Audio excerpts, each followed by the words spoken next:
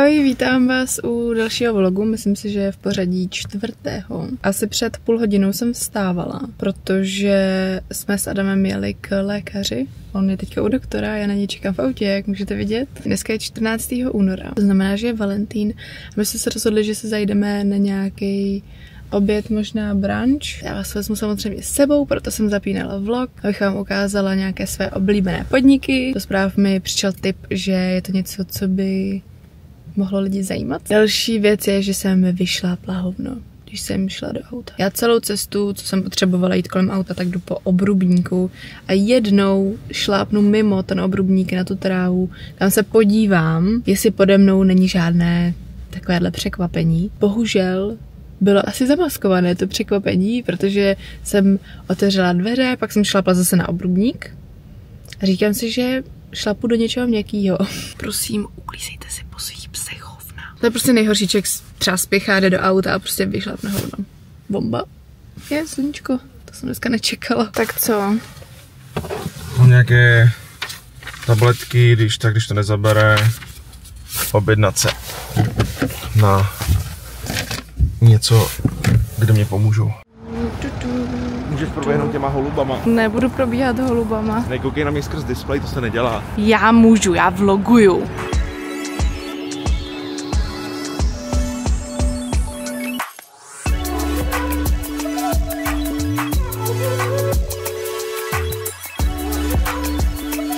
Pět minut, tyjo, tady natáčíš si barák a stavuješ expozice, všechno, tyjo. Byli jsme tady s dortama, tyjo. To byly 2 sekundy. Dáme vás u dalšího stopu. Čekali jsme tu 5 minut, než si Terka připravila kameru a teď jdeme do čajovny u Pekla, kde si jdu dát svůj lék na můj bolavý palec, protože teď makám, cvičím, dřepu každý den a slajkencuju po Urzikistánu, takže jdeme na to. Jenom tady jsem v té peček říkal, že nesmíš tím prstem dělat tohle, protože tady je mikrofon a ty jsi ho měla přímo takhle. Super. No, kdyby se podívala na 10 failů, který nemáš dělat s DJI. Já mám 100 typů s DJI no, a to je hrozně dlouhý, ještě ne. Tady je přímo dílek, se podívej. No, a ty jsi tam měla přesně prst, takže doufám, že jste mě slyšeli, yo, a this back in the house.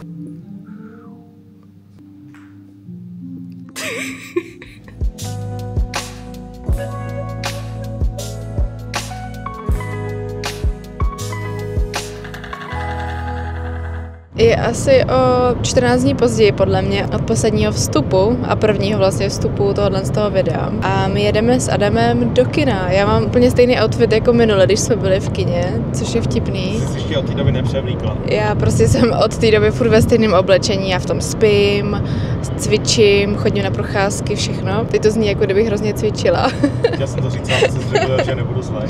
Ale chodím na procházky, já jsem za těch posledních 14 dnů nachodila třeba 50 kilometrů podle mě. Tentokrát jsme byli pozvaní na premiéru Duny 2. Já jsem ještě narychlo, předtím než jsme vyrazili, dostříhala konečně dlouho očekávaný a dlouho stříhaný video o VPNkách, protože tam bylo asi 5 hodin záběru. Koupili jsme si nějaký goodies, protože jsme měli žízeň a hlad. A jo, díky bohu za to, že se to dá stříhat. Bůh to nestříhá. Ne, Bůh to opravdu nestříhá. Byli jsme pozvaní na tu jako hlavní premiéru, která je až od 7, ale bohužel nám to trvalo dlouho se ozvat, takže už byla zaplněná kapacita sálu. Jdeme o hodinku dřív do nějakého menšího ne-IMAXového sálu, ale důležité je, že to uvidíme jako první. My to vlastně uvidíme ještě dřív, než ty lidi, co jdou na tu slavnostnější ještě premiéru. Takže se na to mega těším. Včera jsme se a dneska dokoukávali na ten minulý díl, aby jsme byli v obraze. Musím říct, že mě to bavilo snad ještě víc, než když jsme na tom byli na tom prvním díle v kině. Když jsme byli v tom kině a oni tam mluví o těch rasách, tak já než to přečtu a přelouskám, tak to zmizí ten zbytek. Chápeš? Chápu. Bohužel jsem na tebe nezvládla dát kameru. Souhlasím s tím, že ten dubbing dost ulehčil orientaci v těch politických záležitostech, ale že vlastně na to, jak je to strašně dlouhý a jako je to takový pomalý, tak jsem neměla pocit, že bych se jako u toho nudila, že by se tam jako nic nedělo. Jo, a my budeme muset dávat zase ty telefony do těch pytlíčků, co tam psali, takže si kameru radši brát nebudu. Takže vám zase dám vědět, až pojedeme zpátky, jak se nám to líbilo.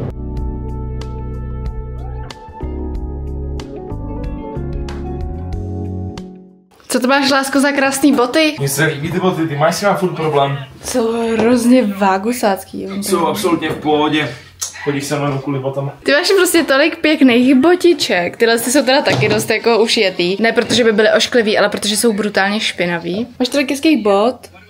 Tady jedny, tady druhý, tady třetí. Dneska je dneska je pátek. Dneska je pátek 1. března. Rozhodli jsme se, že si po práci zajdeme na nějakou véču. Na co čekáme? Na tebe, až si dokecáš. Hahaha. Ukaž outfit. Outfit check. Špinavý boty. Špinavý boty, aspoň jde vidět, že chodí venku. No.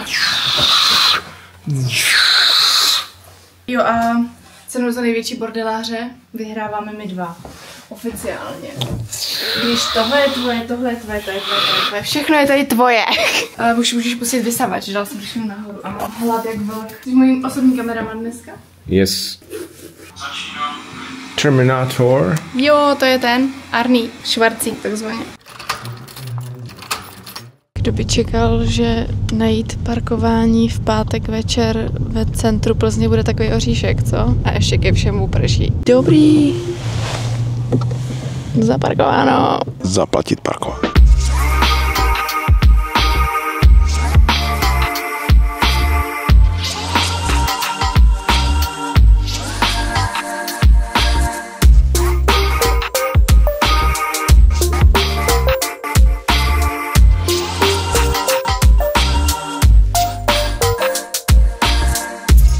Tak co, miláčku? Dobré. Jak jsi užil randíčko? Skvěle. Tenhle vlog bych ukončil. Dejte like, dejte odběr.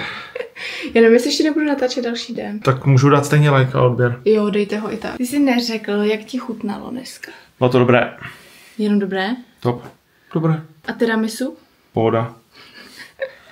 Ty jsi hrozně explicitní. No, ve 33 letech prostě, nebo kolik je 32? Je to takový, že už tě nepřekvapí jídlo, že než pohoda, jako máš hlad, jím kvůli pocitu hlavně. Ty jsi divný, já si jídlo užívám.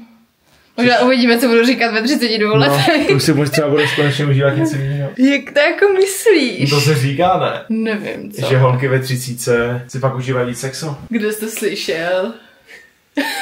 Láska, ty se nemůžeš sudávat kalhoty na video. Jsem doma, jsem. No, ale pak to... Tak mě Nedostanu žlutý dolar. Nedostaneš ti zabanuju kanál. Já ti to zakryju něčím. Jo. Emotikonem banánu. Pamatuješ, jak jsem měl tam ty kafe, jak jsem dal jihlavanku? Jo, jihlavanku. To tam můžu dát teďka. Jako malý jsem se vždy rád motal v kuchyni, když máme pekla. Takže když jsem se v 15 rozhodoval, co dá dělat, tak to byla jasná volba.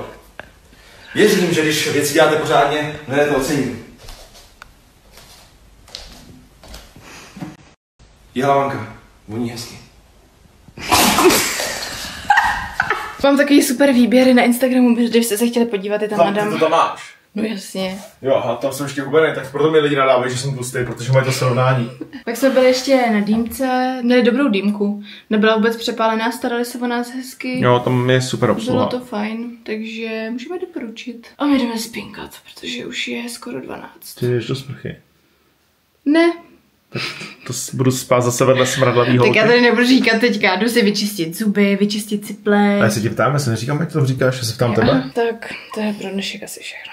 Co pak to hraješ? Mě natáčíš, jak bys takhle nevolala. Jo. My jsme nenatočili, jaký máš názor na Dunu. Jak se ti to líbilo, ale jsi fakt vtipnej. Pojď aspoň 1 kill, nice, 3 killy. Co pak máš dobrého? Podívej. Chceš Hawaii pizzu? S barbecue základem. Klasika. A kola bez cukru. Takže tohle je náš nedělní oběd do snídaně. Kolik je hodin? 13:05. Já ještě potřebuju, lásko, abys do tohohle vlogu shrnul své pocity z té Duny. Takže... Jsi to včera říkal? Bylo to dobrý. Jo, bylo to dobrý? Tak mi řekni nějaký třeba 2 věci, které se ti na tom jako fakt líbily a 2 věci třeba, které se ti nelíbily. A kolik bys tomu dal jako z 10? Asi 10 z 10 bych tomu dal.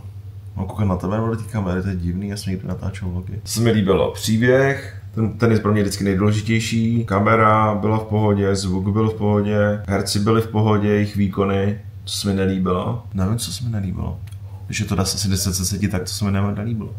Možná se mi nelíbilo, že to jsou dva díly filmu z jedné knížky a těch knížek je 6, tak proč to neudělají celý? Proč to toho neudělají Marvel, jakože chápeš? Takže to, co se ti nelíbilo, je to, že to nemá pokračování. Ale by se mi nelíbí teďkon, že prostě po 5 letech, když mi doneseš pizzu, tak nevezmeš kečup. Protože já to furt odmítám na prostě Pizzu Hut ti nechat dávat kečup. Ale wi-fi materiál, že jo? No ale dochází ti kečup a už máš v lednici koupený nový. Fakt? Jo. Tak dobře, odpouštím. Takže jsem wi-fi materiál. Já mám margaritu pizzu a česnekový chlebíčky.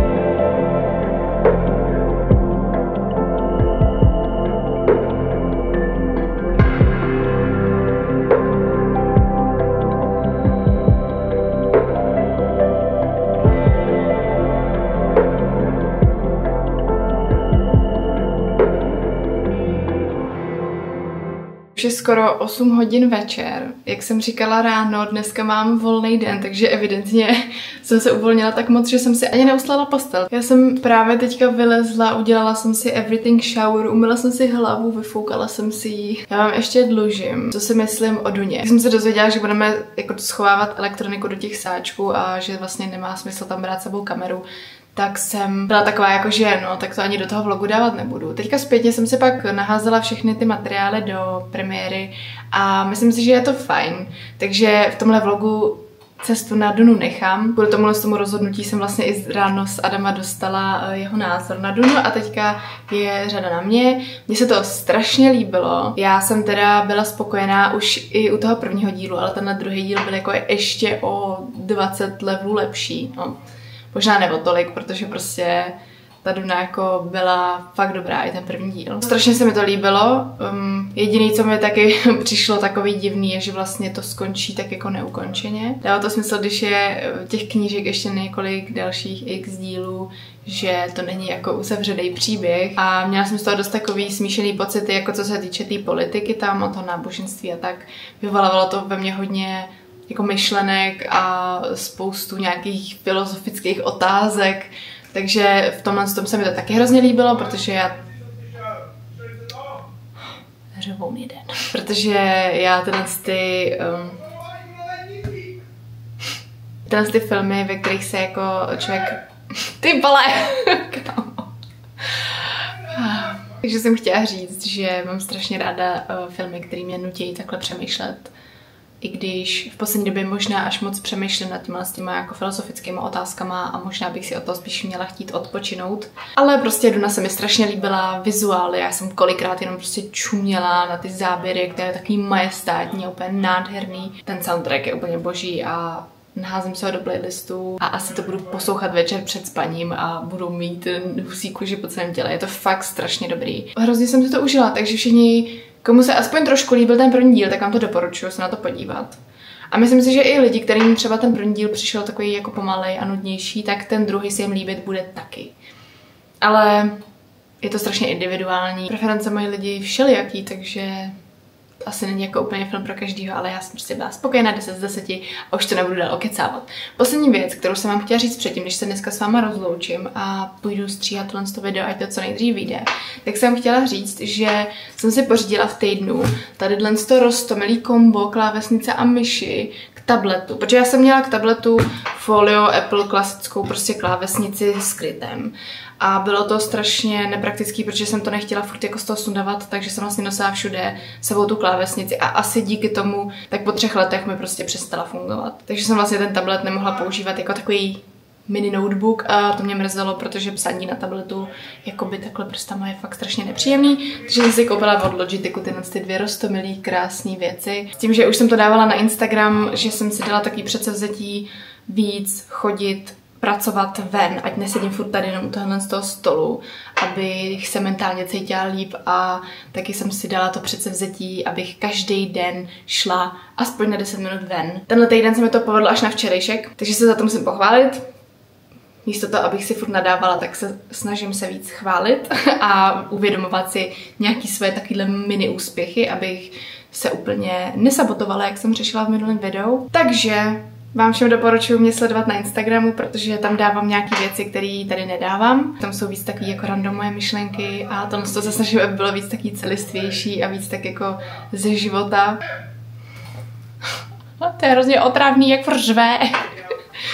Ach jo. A tohle je všechno, co jsem vám pro dnešní video chtěla říct. Já se s váma tady teda rozloučím. Budu moc ráda, když mi dáte najevo, jestli se vám dnešní video líbilo třeba lajkem nebo komentářem, nebo lajkem i komentářem.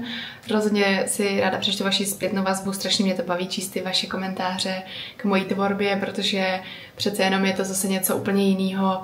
Je to čistě moje... Tady ten kanál je prostě taky moje miminko a je to vlastně můj splněný sen, protože jsem vždycky chtěla dělat YouTube.